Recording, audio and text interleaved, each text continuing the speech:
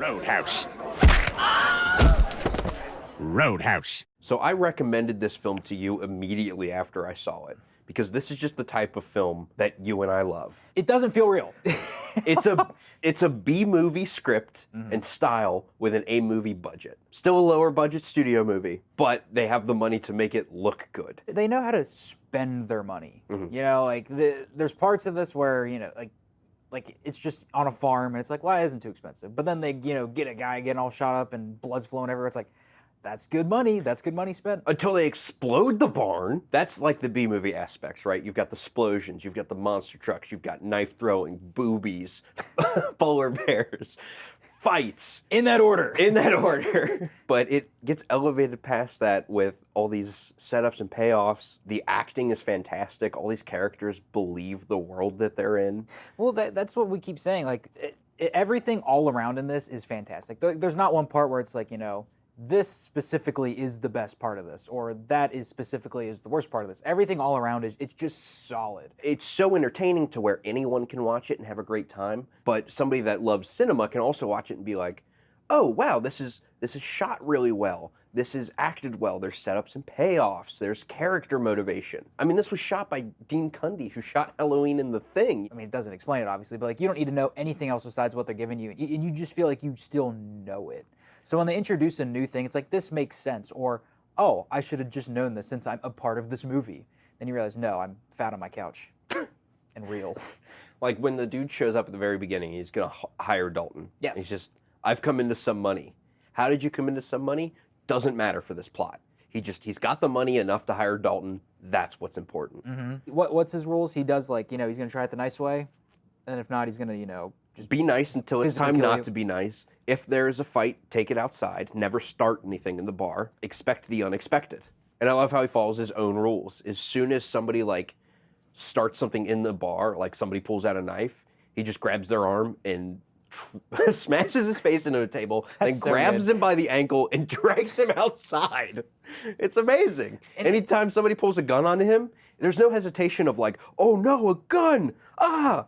He just immediately, without hesitation, get that out of here. Oh, you got a gun? No. Because we kept talking how it feels like a Western. It's like the Seven Samurai, where, you know, it's just this guy comes in and he's training these other bouncers just to be better bouncers. But then at the same time, his goal is just to get in there, do his job, get out. He's going to do it the nice way, but if the nice way doesn't work, he's going to beat the crap out of you. And then he gets invested in the town, and a bunch of stuff happens that we'll probably touch on throughout the video, but then it just keeps building. You know, helicopters flying around, cars blowing up. That's because the bad guy is such a dickhead. Well, it's the same thing with like our heroes and our villains throughout this movie. Like this whole world that we talked about earlier, it just feels like this own separate just bubble of a small town that's its own universe, and everybody's just so elevated for better or worse. They're flirting with the line. They're not crossing the line. Well, exactly, yeah. And that's why it works so well, because you know exactly what they are, but you're not laughing at it. You're like, it's like, I want to be that guy, or I really hate that guy, and I don't need to think about it. I just know that this guy, like, he's not misunderstood. He is just the bad guy. Yeah, I mean, you've got the trashy dialogue, like, What do you say you and me get nipple to nipple? It's such a hidden gem. Like, I watched this for the first time before the 2024 one came out, or it was even announced, I guess. So I watched it the first time a couple years ago, and I've never even heard of the reboot one from like 2006. So when Will's like, here's just this movie, Roadhouse, I was like, okay. And I was just like, why was I not like born with this movie in my hand? Like who needs a pacifier? Just give me Roadhouse, you know? Oh my gosh. yeah, it is. I mean, it's an all-time classic because of the characters. I mean, you've got Sam Elliott in this movie. Sam Elliott's just the coolest guy already. Yes. And this character being like the Yoda to Dalton's Luke Skywalker in Return of the Jedi, and just coming in as this mentor figure he's kind of got a little sillier edge. He's just so fucking cool, man. It shouldn't work, but it just keeps working. Like, Sam Elliott comes in to me about halfway during the movie, so you're kind of like, you're vibing with Dalton, you know, he's getting the job done, and he just needs a little bit back. So he calls in, like, the guy who taught him, who's now even better than him at just pretty much everything. And it works so well, because they're just a team. He's like, it's like they're like a Jedi and a Padawan, you know? They're two like, sides of the same coin. They're not stomping on each other. They just enhance each other. Yeah, the chemistry between the actors in this movie is phenomenal. And from all reports, everyone on this movie loved working on it. The director was But super feels like it. collaborative. His name's Rowdy, by the way. Rowdy Harrington. Okay. That fits. Yeah, yeah. Very funny. He didn't write this. He was chosen as the director, so that's just, happenstance and lucky. But That feels like what a lot of this is. It's just lucky that everything just worked out so well.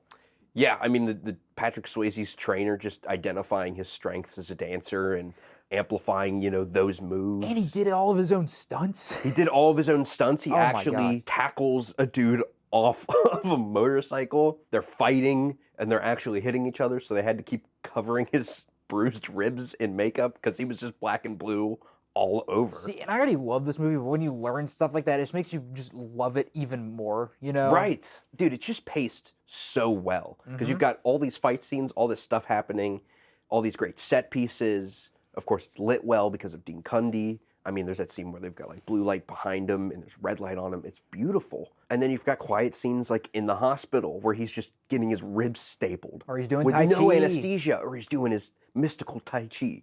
And Brad Wesley is just over there on his fucking stupid three-wheeler. We're going to do our first ad sponsor read by Brad Wesley. What would it be? Just give me your money or else I'll blow up your house? And then we do the rest of the video outside.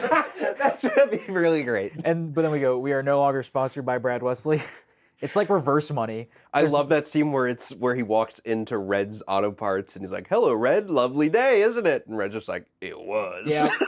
I think also one of my favorite things is where he does they mess up his car, but he's just ready to go with fixing his car. When he buys it, he knows they are gonna slash my tires. Better get an extra set. He smashes his windshield. He just comes out. And he's like, "You little scamps." Then Brad Wesley's just driving down the road. Ooh, yeah. God, what an asshole. I love it. Expecting you to get out of his way when he's crossing the median. I just love a villain that's just a villain. Absolutely unsympathetic. You love to hate him. Everything he does is the worst. He's just the worst. Like, he's driving through the road, just, not a care in the world. Like, he's flying his helicopter, like, into a horse. Like, I love it. I love it. He beats his girlfriend, who, by the way, he love that. absolutely just views as a piece of property to show off because she's got that whole scene where she, like, strips in the bar and he's just like, "Go show him how cool I am by virtue of how hot you are." I love it. He's just one of those He's the guys that, worst like, the guy. more stuff I have, the cooler I am. I mean, he beats up his own henchman. Yep. He's the worst guy. He's just the worst guy. Everything is, it's so investing. I love it. Yeah, you're engaged the entire time, even in the slow dialogue sequences. Like there's the breakfast scene where Dalton is talking to Brad Wesley, and the camera is like a circle dolly. It's spinning around the room, and Dalton is, following in the center of the camera, and it's going around Brad Wesley who's eating his stupid breakfast. It makes you feel like you're in the world. But it's not too overdone. Like with the CGI cameras and stuff nowadays, they're doing like all this crazy stuff, and it's like that's not. A camera can't move like that in a physical space. Well, Like just a slow dolly in. It's so much more subtle. It takes and out the it affects your realism. mind more. Yeah, it takes out. It's like if you're just like, if you're looking at a guy just walking around your room and you're just, you're eyeballing him, you keep going. It's like, it feels like you're there.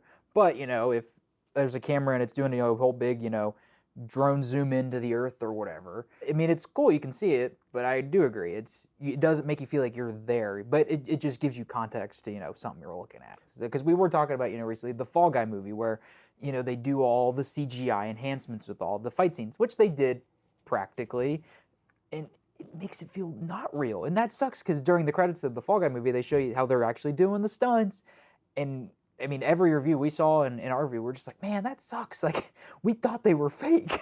Because, I mean, once you see that CGI, that's like, I don't know, maybe they're enhancing sparks or whatever, your brain goes, oh, this is probably just a dude laying on a green screen with a fan on That's him. what it felt like. That's what it feels like. But then you see Patrick Swayze jump at a guy on a motorcycle. It's like, oh, shit.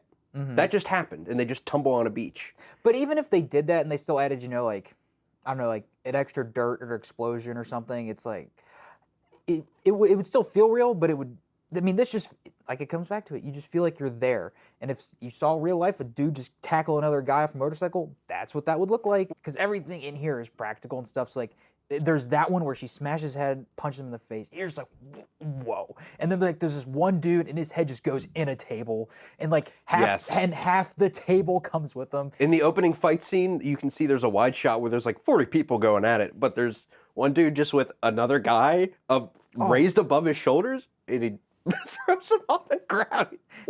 It's like Anchorman. It's amazing. It's really great. There's so many things going on. It's like Blinker, you'll miss it. There's a whole subplot with Keith David, who, if you miss it, you might not even know he's in the movie until you see him in one scene and you see his name in the credits. Because his whole subplot of basically somebody was being racist and Dalton beat the shit out of him and then hired him as a bartender made the movie like 3 hours or 3.5 hours or something in the rough cut. So unfortunately, they decided to lose that. And honestly, the final cut, you can't even tell it's missing because it's still paced so well. Well, you said they also did the transitions of the stuff that they lost with like the band and everything because of just how much footage they got of everybody just having a blast on the set. Yeah, the band would just play during their lunch breaks. They were just jamming, just playing their thing because it's a real guy actually playing like that. I don't know how he plays like that. And you watch him, there's close-ups, and you're like, oh shit, that's actually the notes he's playing. Like he's doing the solos. Before they zoom in on him, it's like, oh, that dude's in the front playing the piano or something. It's like, whoa, he is just guitaring it up, like, on his lap. I mean, this is a movie you could just keep rewatching. Like, I mean, this is something you can, you watch it and your friend says, oh, I would love to watch this. So then you're like, how about I just come over and I show you this movie? Because we're going to have more fun if we watch it together. Because this is a grouping. This is an experience, man. I mean, I think it works as both. It works as like a comfort film that you can watch by yourself when you're having like a down day to pick yourself up. It's a great movie night film for when people come over. It's a great couple film. There's a romance in it. You could watch it with your significant other. And Sam Elliott. And Sam Elliott, he's always there. Yeah, dude, it just works in like any circumstances. It's just operating on so many levels. I don't know how the critics missed the ball with this one because they all hated it. Audiences love it, but critics hated it, and I don't understand why. You know what's also crazy? I'm gonna go back for a second. Okay. How because like Patrick Swayze's dead, and the Gobbler, what was his name? Oh, the Tinkler. The Tinkler. No, I don't know if he's dead, but Jeff Healey, the guitar player, passed away. But Sam Elliott, still alive. Yeah.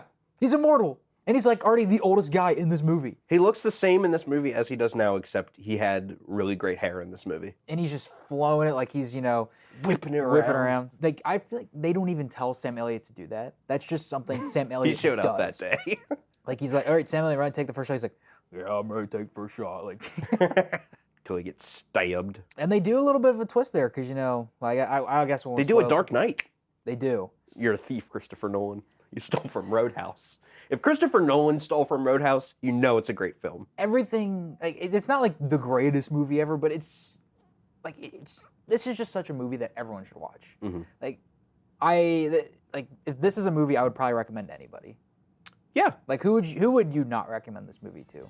Besides someone who hates fun.